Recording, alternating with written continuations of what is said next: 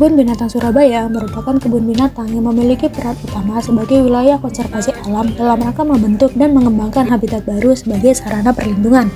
Berdasarkan artikel yang diterbitkan oleh detik.com, KBS memiliki kurang lebih 2.179 satwa yang terdiri dari 4 kelas, yakni mamalia, reptil, pisces, dan juga aves.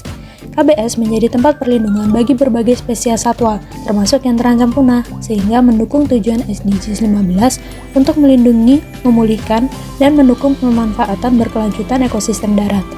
Untuk implementasinya, antara lain, yang pertama, KBS sebagai tempat konservasi dan perlindungan satwa, di mana KBS berperan langsung dalam konservasi keanekaragaman hayati, karena KBS memiliki berbagai satwa langka dan dilindungi, seperti salah satunya komodo. Kedua, adalah breeding program yang dilakukan KBS untuk membantu reproduksi satwa langka.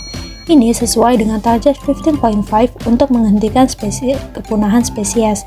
Yang ketiga adalah edukasi publik tentang ekosistem dan keanekaragaman hayati yang mendukung target 15.9 untuk integrasi edukasi lingkungan dalam kebijakan perencanaan masyarakat.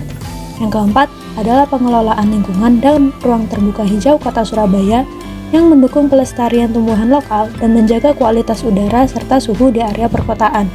Terakhir adalah simulasi habitat yang menyerupai ekosistem asli satwa untuk membantu masyarakat memahami keterkaitan ekosistem, rantai makanan, dan pentingnya habitat alami bagi satwa. Akan tetapi, masih terdapat beberapa tantangan dan permasalahan seperti ruang gerak satwa yang terbatas, kurangnya keserupaan habitat dengan alam asli, serta perilaku stres pada hewan yang perlu diperbaiki agar tujuan life on land benar-benar tercapai.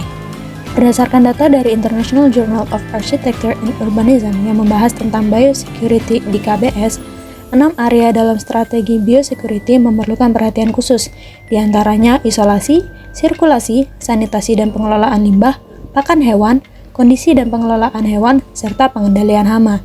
Secara arsitektural, pelaksanaan strategi biosecurity di Kebun Binatang Surabaya berfokus pada isolasi hewan berdasarkan zona genetik mereka, pembuatan sistem sirkulasi yang spesifik untuk akses masuk dan keluar, dan penyediaan area layanan yang dapat ditempatkan dalam satu zona, seperti ruang karantina hewan, area pengelolaan pakan dan sanitasi, serta area limbah hewan. Dikutip dari International Journal of Universal Education, beberapa masalah utama yang sering dihadapi adalah perilaku pengunjung yang tidak mematuhi aturan, seperti memberi makan hewan secara sembarangan, mengganggu hewan, dan membuang sampah sembarangan. Hal ini tentu saja merugikan baik bagi hewan maupun pengunjung lainnya. Selain itu, kurangnya kesadaran pengunjung tentang pentingnya menjaga kebersihan dan melestarikan hewan juga menjadi tantangan besar yang perlu diatasi. Faktor-faktor ini dapat berdampak buruk bagi kesehatan satwa dan mengganggu kualitas habitat dan kebersihan lingkungan.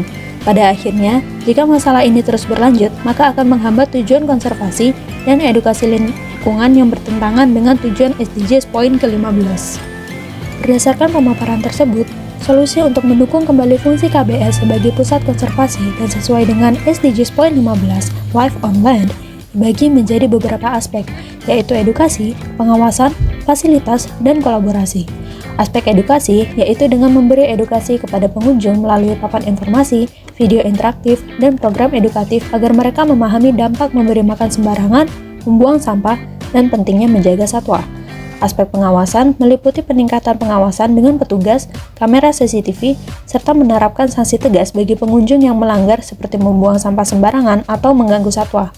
Aspek fasilitas yaitu dengan menyediakan fasilitas kebersihan seperti tempat sampah terpilah, membuat pagar pembatas yang aman, dan mengatur jalur pengunjung agar tidak terlalu dekat dengan kandang satwa. Yang terakhir yaitu aspek kolaboratif dengan menjalin kerjasama dengan lembaga konservasi, pemerintah, universitas, dan NGO untuk mendukung riset, edukasi, dan peningkatan kesejahteraan satwa secara berkelanjutan.